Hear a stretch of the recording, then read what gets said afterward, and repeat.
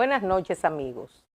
En esta ocasión tocaremos lo atinente a las implicaciones de la personalidad jurídica propia del Jardín Botánico Nacional ante una amenaza en su integridad territorial.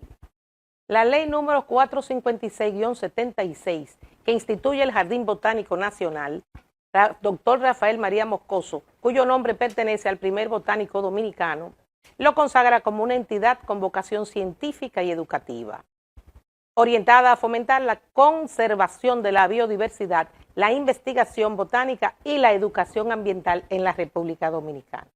Dicha ley le otorga personalidad jurídica propia, lo que implica autonomía legal, administrativa y patrimonial.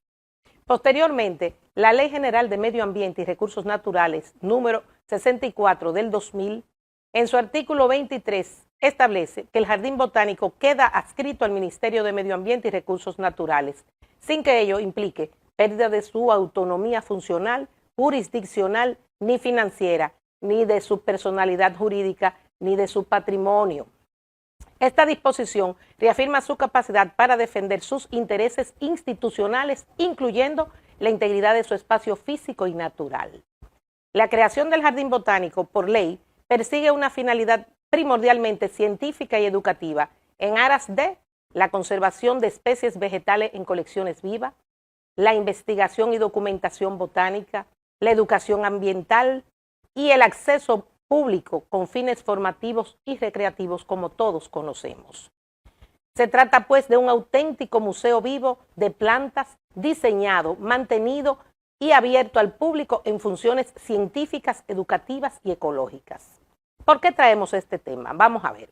¿Qué implica esto ante una posición o una posición adversa o una posible ocupación de parte de sus terrenos? Todos conocemos el tema que está en vigor.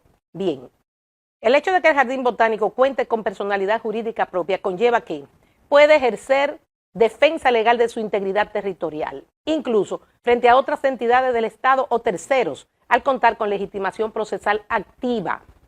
Su patrimonio, incluyendo el terreno que ocupa, es propio y protegido por ley, por lo que no puede ser objeto de ocupación arbitraria, sin una disposición legal y expresa y además debidamente motivada. Cualquier intento de ocupación o reducción de su espacio físico podría constituir, de hecho, constituye una vulneración directa tanto de la ley 456-76 que le dio vida, como de su misión científica, educativa y ecológica, que es el objeto de esta ley. Entonces, debe respetarse su carácter de área protegida con autonomía funcional, lo cual le confiere un estatus similar al de otras instituciones públicas dedicadas a la ciencia y al medio ambiente.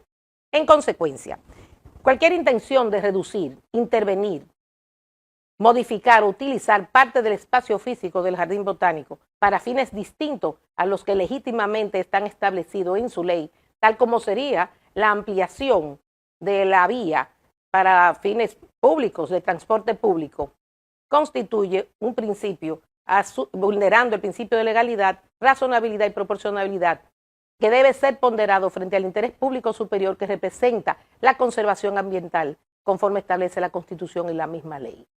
Además, resulta jurídicamente procedente que el Jardín Botánico, en ejercicio de su autonomía, interponga acciones legales para impedir cualquier actuación que comprometa su misión institucional y sus límites territoriales.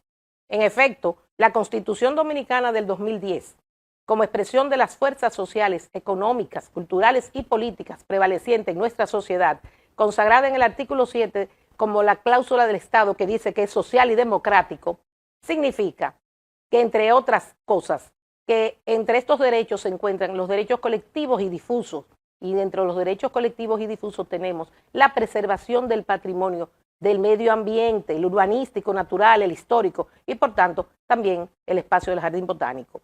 Por tanto, a la luz del marco constitucional y legal que reviste y protege la existencia del Jardín Botánico, resulta jurídicamente inadmisible e improcedente cualquier decisión que pretenda, señores, disminuir los derechos del Jardín Botánico, ya sea en su espacio o en su integridad en cuanto a la ley que lo creó para los fines propios que ya les he establecido.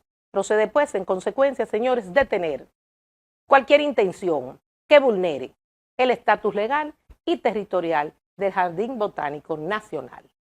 Es para que tengamos en cuenta que la personalidad jurídica no es solo para tenerla en la ley, es para usarla. Buenas noches. Gracias.